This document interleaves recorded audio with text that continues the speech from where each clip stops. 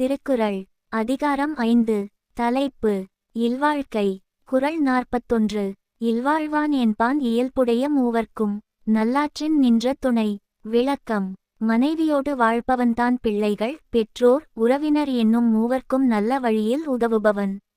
குறள் 42 துறந்தார்க்கும் துவ்வாத்தவர்க்கும் இறந்தார்க்கும் இல்வாழ்வான் என்பான் துணை.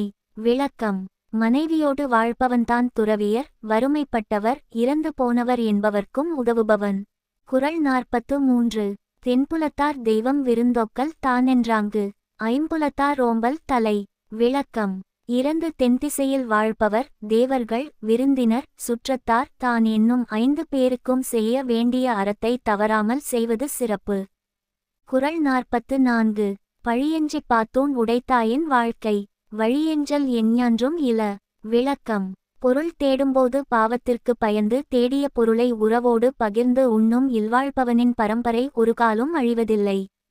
குறள் 45 அன்பும் அறனும் உடைத்தாயின் இல்வாழ்க்கை பண்பும் பயனும் அது. விளக்கம் மனைவி பிள்ளைகளிடத்தில் அன்பும் தேடிய பொருளை நட்பு சுற்றங்களுடன் பகிர்ந்து கொள்ளும் அறமும் இருந்தால் இல்வாழ்க்கையின் பண்பும் அதுவே பயனும் அதுவே.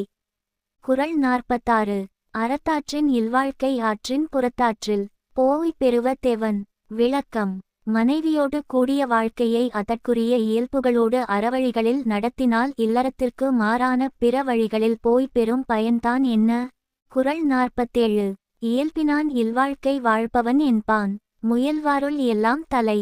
விளக்கம் கடவுளை அறியவும் அடையவும் முயல்பவருள் மனைவியோடு கூடிய வாழ்க்கையை அதற்குரிய இயல்புகளோடு வாழ்பவனே முதன்மையானவன்.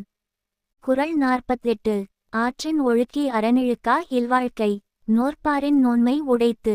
விளக்கம் மற்றவர்களை அவர்களின் வழியில் வாழச் செய்து தானும் அறத்திலிருந்து விலகாமல் மனைவியுடன் வாழும் வாழ்க்கை துறவறத்தார் காட்டும் பொறுமையிலும் வலிமை மிக்கது. குறள் 49 அறனெனப்பட்டதே இல்வாழ்க்கை அக்தும் பிறன்பழிப்ப தில்லாயின் நன்று. விளக்கம் அறம் என்று சிறப்பிக்கப்பட்டது மனைவியுடன் வாழும் வாழ்க்கையே துறவற வாழ்க்கையும் பிறரால் பழிக்கப்படாமல் இருக்குமானால் நல்லது. குறள் 50 வையத்துள் வாழ்வாங்கு வாழ்பவன் வானுரையும் தெய்வத்துள் வைக்கப்படும். விளக்கம் மனைவியுடன் வாழும் வாழ்க்கையை சிறப்பாக வாழ்பவன் பூமியில் வாழ்ந்தாலும் வானத்துள் வாழும் தேவருள் ஒருவனாகவே மதிக்கப்படுவான். நன்றி வணக்கம்.